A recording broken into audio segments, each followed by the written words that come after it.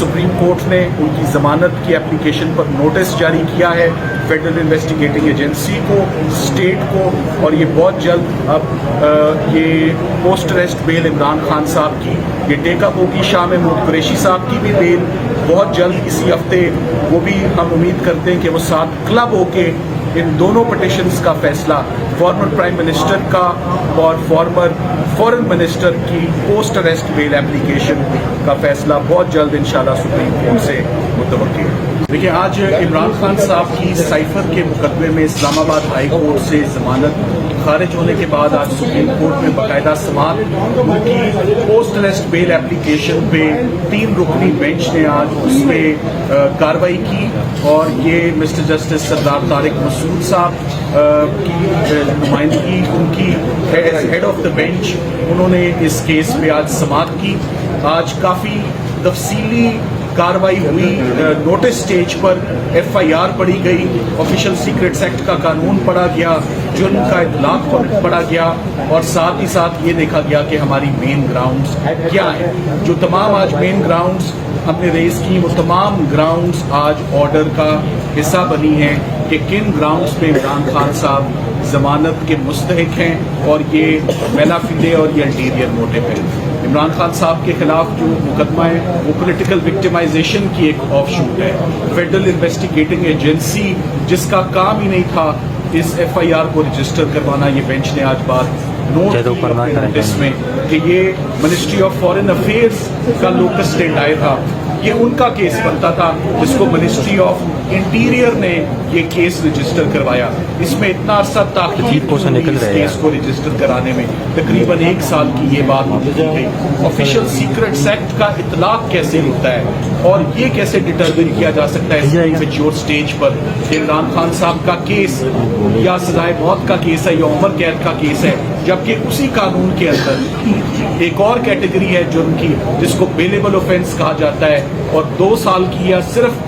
चंद 1 रुपयों के फाइन का ये केस है जिसको हाइप क्रिएट करके उसको गलत एप्लीकेशन लॉ की करके आपके आगे एक केस की हाइप क्रिएट करते हुए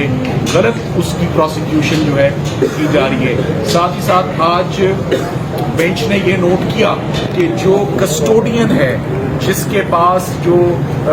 प्रिंसिपल सेक्रेटरी थे आजम खान साहब, उनको उनका बयान रिकॉर्ड किया जाता है। शुरू में वो FIR में मुल्ज़िम गर्दाने जाते हैं और बाद में फेडरल इन्वेस्टिगेटिंग एजेंसी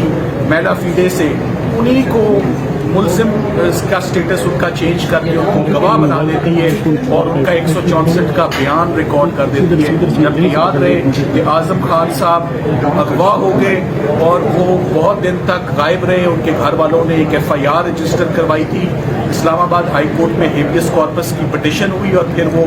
सामने आए, मंजर आम पर आए, और सामने आने के बाद वो मुल्ज़िम बन गए। मुल्ज़िम से उनका स्टेटस चेंज होकर गवाह का बन गया इमरान खान साहब के अगेंस्ट। आज जो सबसे ज़्यादा अहम बात हमने बेंच के नॉलेज में लाए वो ये मामला था कि साइफर का मामला,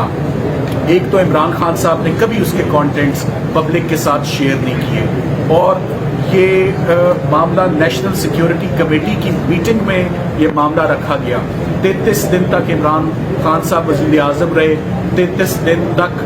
ये साइफर उनके पास रहा, और एक मीटिंग होती है नेशनल सिक्योरिटी कमेटी की, ऑफिशियली डीक्लासिफाई होता है साइफर, और डीक्लासिफाई होने के बाद ये डीमार्च किया जाता है। डीमार्च का मतलब एक एहतजाज किया जाता है, एक प्रोटेस्ट किया जाता है US एम्बेसी से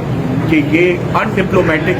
लैंग्वेज इसमें इस्तेमाल हुई है, ऑब्जेक्शनेबल लैंग्वेज इस्तेमाल हुई है, और एक प्रोटेस्ट जो है वो लॉन्च किया जाता है जिसको दूसरे वज़ीर आज़म भी जब वो आते हैं तो वो भी उसको अप्रूव करते हैं कि साइफर के कंटेंट्स जो हैं वो ऑब्जेक्शनेबल है। सो एक ऐसा मामला जो ऑफिशियली डीक्लासिफाई होता है कैबिनेट के आगे, एक ऐसा मामला जो नेशनल सिक्योरिटी कमेटी के आगे रखा जाता है, एक ऐसा मामला जो जिस पे डीमार्च किया जाता है, वो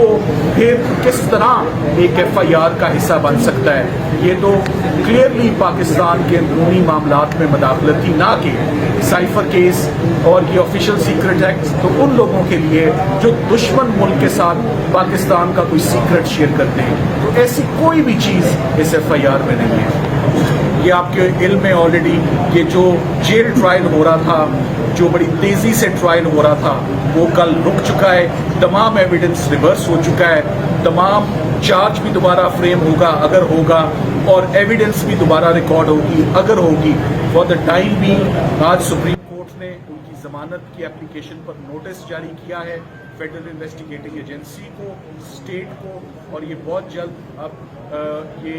post arrest bell Imran Khan साहब की ये टेकअप होगी। शाह महमूद कुरैशी साहब की भी बेल बहुत जल्द इसी हफ्ते, वो भी हम उम्मीद करते हैं कि वो साथ क्लब होके इन दोनों पिटिशंस का फैसला, फॉर्मर प्राइम मिनिस्टर का और फॉर्मर फॉरेन मिनिस्टर की पोस्ट अरेस्ट बेल एप्लीकेशन का फैसला बहुत जल्द इंशाल्लाह सुप्रीम कोर्ट से मुतवक्किल